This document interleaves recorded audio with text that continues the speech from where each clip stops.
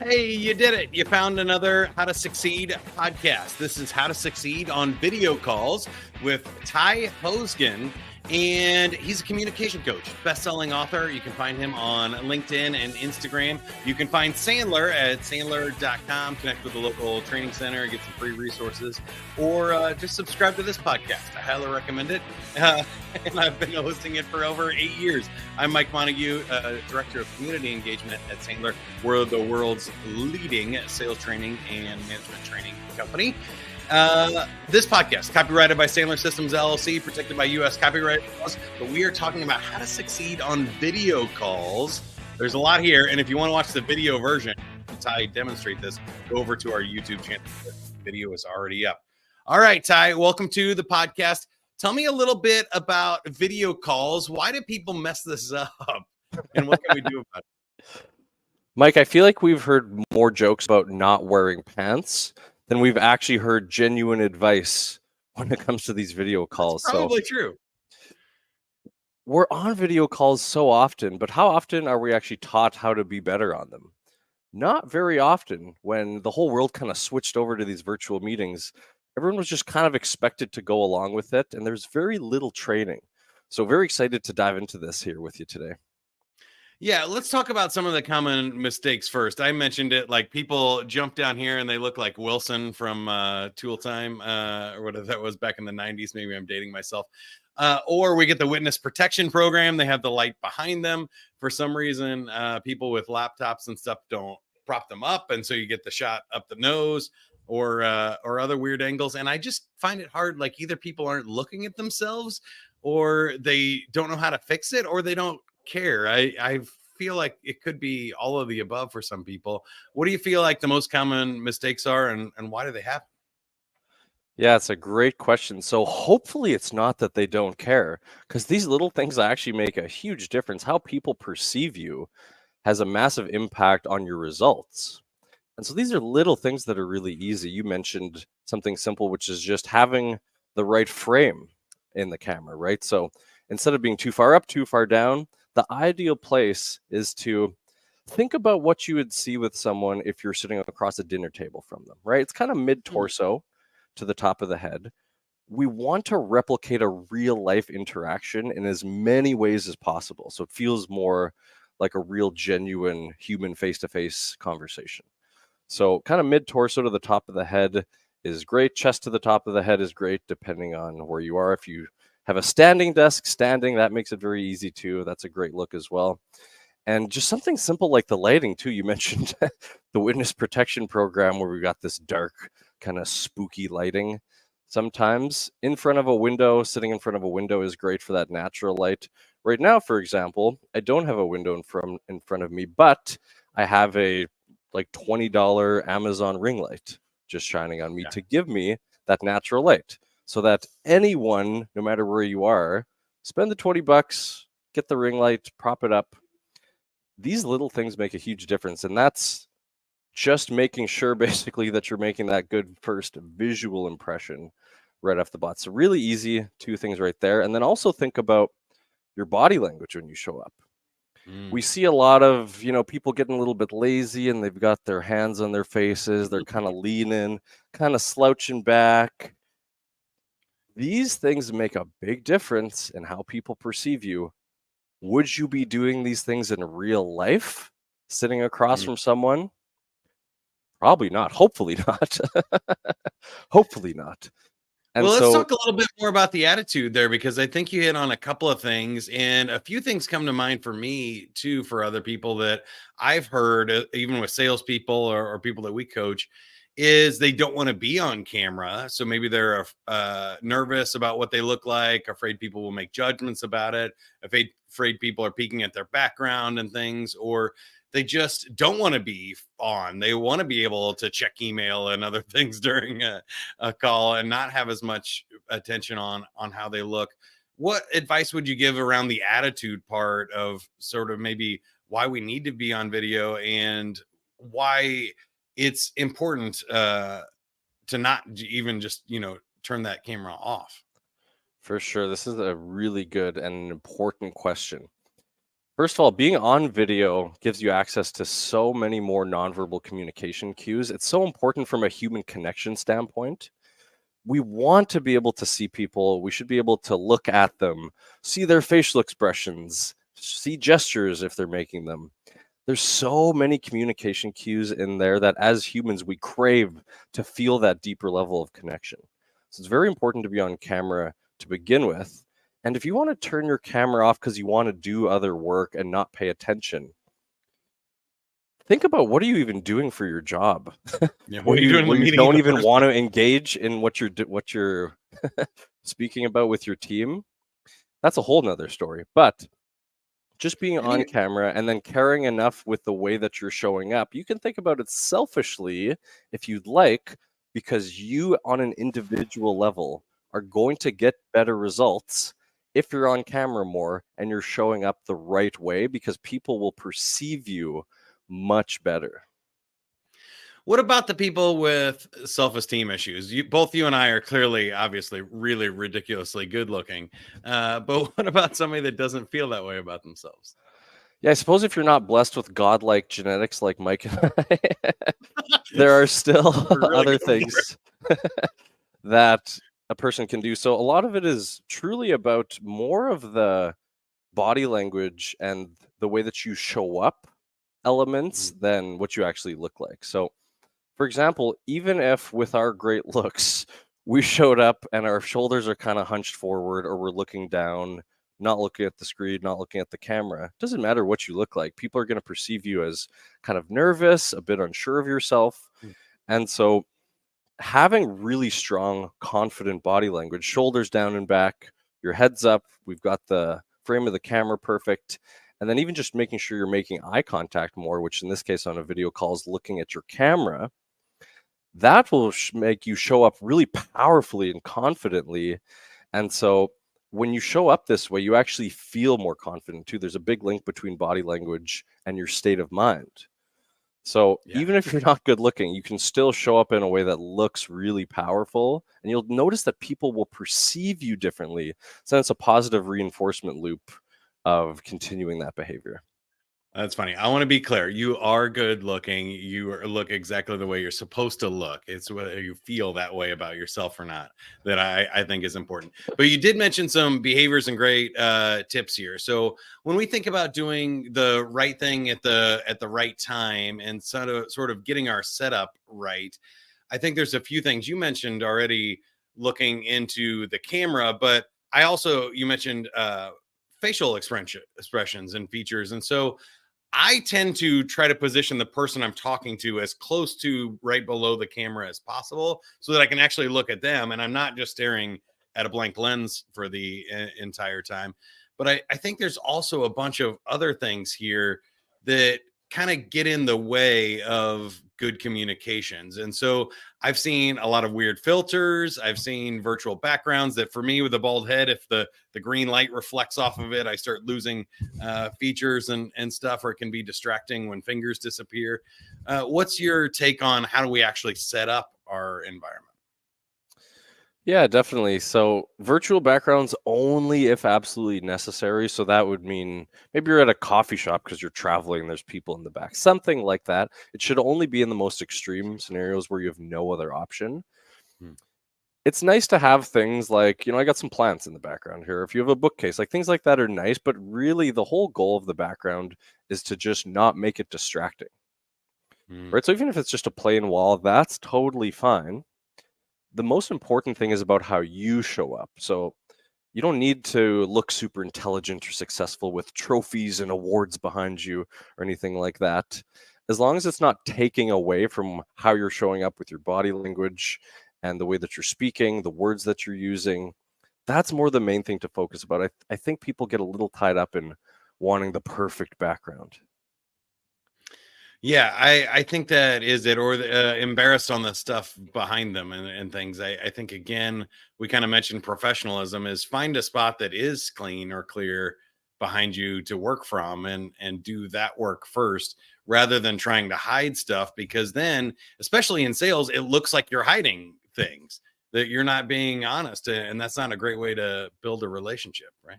That's a great point. I will say too, if there is a situation in your home, like maybe there's big renovations happening or something, and truly there's just mess everywhere. I actually at one point bought it's like a Japanese room divider. So it's basically, I think Yeah. it's like those screens almost that you can separate rooms. Sometimes change rooms will use those. Yeah, exactly. So Got a pop up Mike's bandstand got behind one me. Yeah. right behind him there. So you can actually get one of those again from Amazon for, I think they're relatively cheap enough to be worth it to make you look good on a video call, which if you're in sales, if that helps you close one more deal, that's going to pay more than pay for itself, right? So that's something anyone can do, even if you have absolute chaos behind you at home and there's truly nothing you can do about it.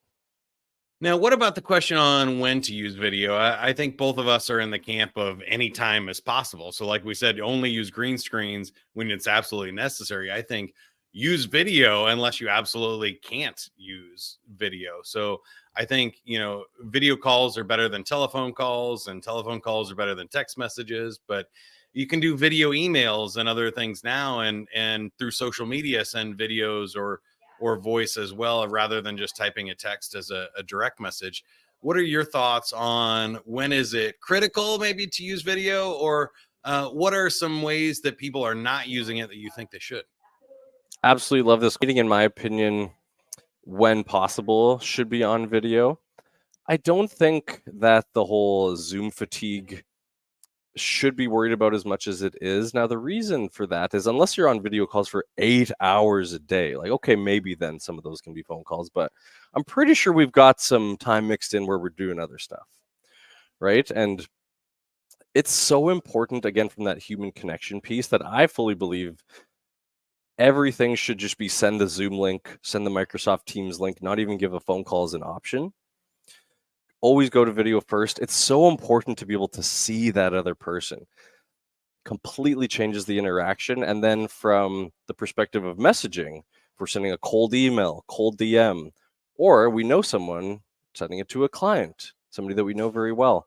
I've gotten into sending a lot more video messages, just quick little video, me with my phone, 20 seconds.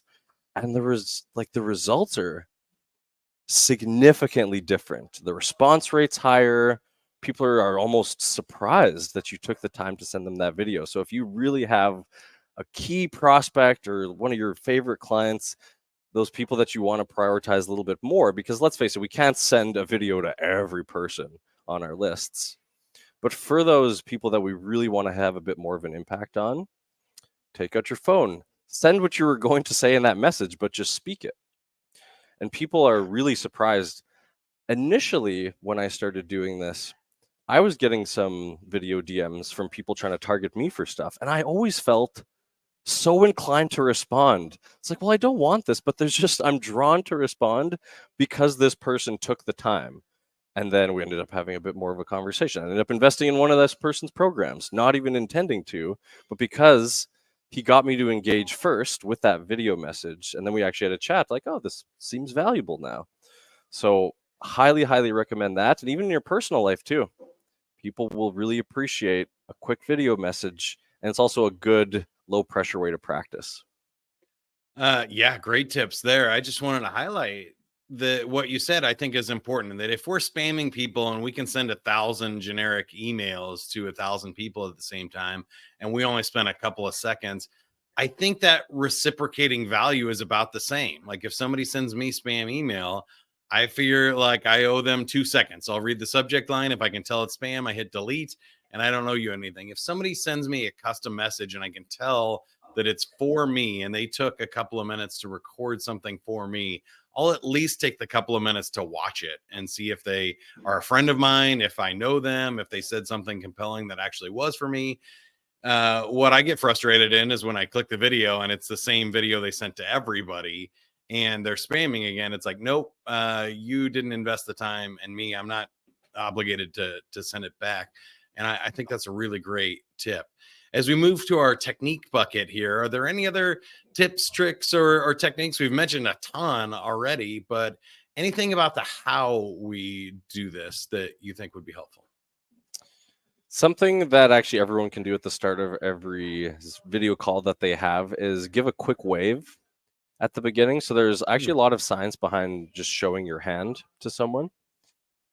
The idea behind this is that visible hands are actually linked with more trust. There's tons of research behind this. It goes back to our cavewoman days, where if somebody approached with their hands behind their back, they might have a weapon. If somebody approached with their hands visible, they're likely to be trusted, right? We can see they have nothing to hide. So in real life, we have a handshake, right? We can do a handshake. Great way to build a little connection right at the beginning. We don't have that over video. So the equivalent is actually just showing your hand with a really quick wave, because typically we can't see someone's hands throughout a video call, and the hands are such an important factor for trust. I give you a wave right at the beginning here, Mike. I showed my hand.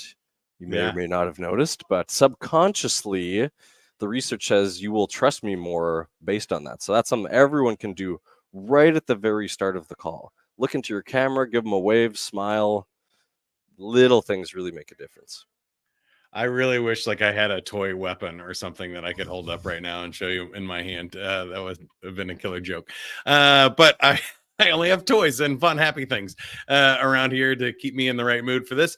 And we're nailing it so far. So let's keep going. I think you also wrote a book about elite communication skills. And I'm wondering about communication on video and things, or just general communication tips that you might know about, since I have you here, that you'd want to share.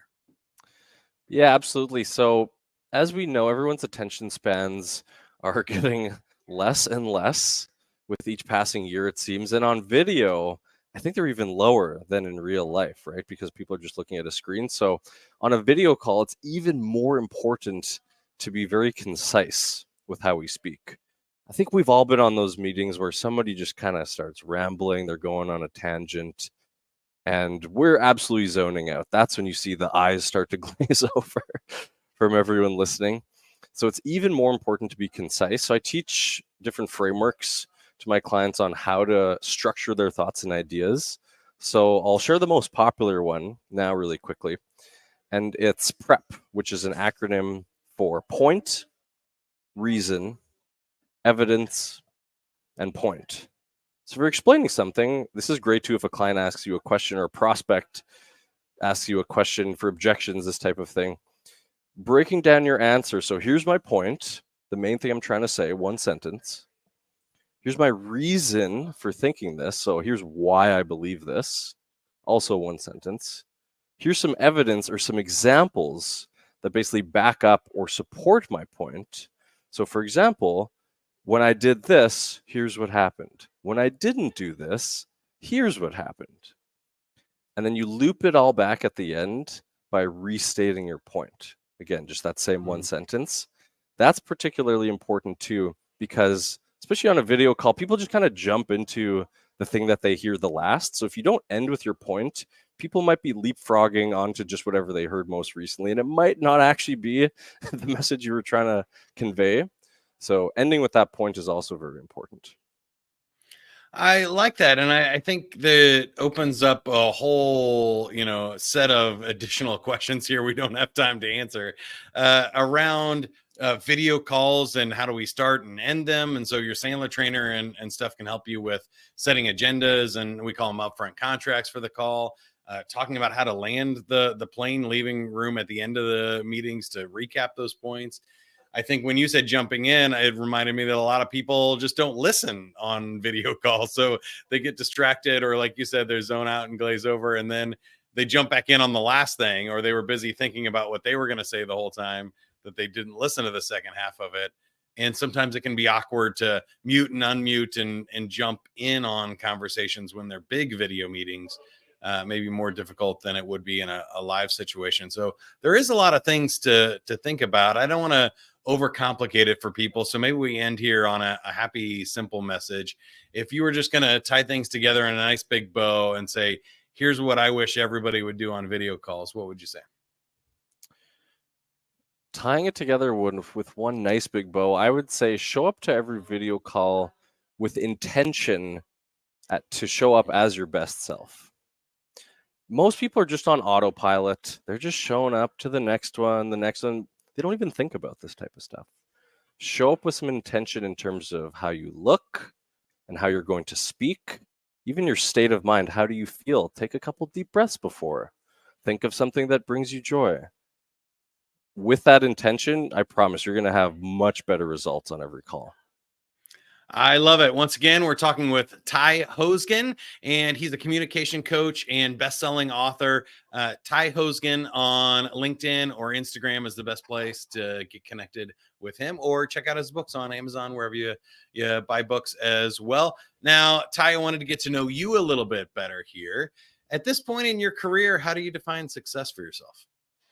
At this point in my career, I define success for myself as constant growth, and more specifically, at the end of each day, feeling like I did everything I could to grow in some type of way, knowing that I put in that higher level of effort, and maybe I'm growing in different ways on different days, but as long as I feel like I've shown up and done that each day, that is success to me.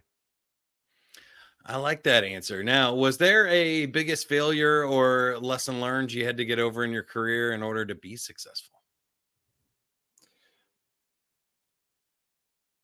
The thing that comes to mind is my perception of how difficult things are supposed to be. Hmm. So things are actually supposed to be very hard when you're trying to do big things.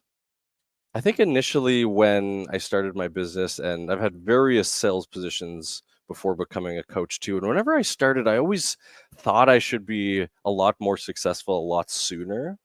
And so I get really down on myself when I felt like I wasn't progressing as quickly. But then I heard somebody say, Ty, it's supposed to be hard. If it was easy, everyone would be really good and really successful. And that actually completely changed the way that I thought about my career and about business. Because then when things are hard, you think, oh, yeah, this is normal. It's supposed to be like this. We'll just keep on going and hopefully it gets easier. So that's made a massive, massive impact on my life. That's a really good one. And I'm glad you elaborated on that, because originally I kind of have been fighting the other way recently, that I don't think every day is supposed to be hard. I think you can do things in flow and you shouldn't be struggling. And a lot of times you're struggling because it's takes longer to get traction, right? And so you can relax day to day and be like, oh no, I will get there. I can be patient. And I use this podcast as an example a lot. Like, you don't get to 3.5 million downloads in the first day. If you try and do that, you're going to stress yourself the heck out.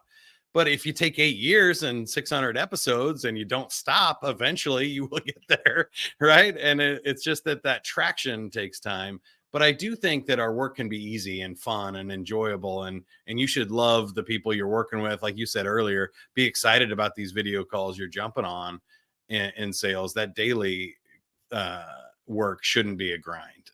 I don't think. Yeah, I do completely agree with that, and I think it depends on the time frame that you're looking at. Like you said, if it was hard every day for you for 8 years, nonstop, Right. just so challenging every single day, yeah, then maybe let's maybe reframe this. There's got to be something else we can do. But I believe it's a helpful perspective to take when you, especially at the beginning when you're starting something out, because at the beginning, I mean, most things are pretty hard for my Yeah. experience anyways, but I agree. Once you build up those skills and you start to, gain that experience, for sure, I think you can get into more of a flow, and it's really getting through the hard stuff more at the beginning so you can get to more of the easy stuff as you continue. And one of your best-selling books was Things I Wish I Knew. And it's one of the questions I like to ask here, but I also throw in a quote, motto, or mantra. So I'll give you the choice. What's something you wish you had known sooner? Or do you have a favorite quote, motto, mantra, or something you try to remind yourself of now? It's a very, very good question. I do wish that I had known that work doesn't have to necessarily be fun all the time, but you should have a pretty solid level of interest in it, in that it's stimulating for you and you can attach some level of meaning to it. Hmm. So throughout my career, I worked various jobs where didn't really have the stimulation and couldn't really attach the meaning to it. Now, again, it doesn't have to be sunshine and rainbows where this is my full passion. I don't think that's realistic for everyone. But at least being in a role that you believe in the organization or you believe in how you're helping people, and it's stimulating enough where, yeah, okay, maybe not every part of it is fun, but there's enough stimulation for your brain to keep you going. And I think I could have saved a lot of just wasted days in roles or selling things that I didn't actually believe in before getting to this point. But everything happens for a reason, and I'm very pleased with how it turned out. I love that you gave the nod to it doesn't have to be a passion for the rest of your life. Or I feel like the quote that I hate, we always talk about a favorite quote here, but the one that I hate is find what you love and you'll never work another day in your life, because you have to work at the things that you love. And there's still days where you have to pay your taxes, or you just don't, you're tired and you don't feel like showing up. And there's some days that are a struggle, even when you're doing things that you're passionate about. And your passions can change throughout your life. So something that you're passionate about when you're young can change. And when you're older and thinking about your legacy, your passion switches to others, and instead of what you're doing and contributing. So I think that's a big misnomer across what people think of as their passion or their vocation for their career. So I appreciate you sharing that. Any other final thoughts? Tell us how we can help you, or you can help us. Yeah, absolutely. So because this whole episode is on video calls, if anyone wants to dig even deeper into some of these tips, I actually have a free training. And so it's called 5 Science-Backed Video Call Secrets Every Professional Needs to Know. So if you want to see more of these types of tips, you can go to videocallstar.com. So it's totally free. And there's 5 tips. You'll get 1 per day for 5 days, and just dives a little bit deeper into some of this stuff. So if you really want to level up that video call game, I recommend that. Love that. Videocallstar.com. Ty Hoesgen has been our guest. Again, find him on LinkedIn or Instagram. Today. And if you want to learn more about Sandler, go to Sandler.com. Ton of free resources. You can subscribe to this podcast wherever you're listening or watching it right now. And don't forget to join us at a future event, maybe the Sandler Summit in March, or one of our free educational webinars. Find more information at Sandler.com. Until next time, whatever you are, be a good one. That's what I always say. Have a great week.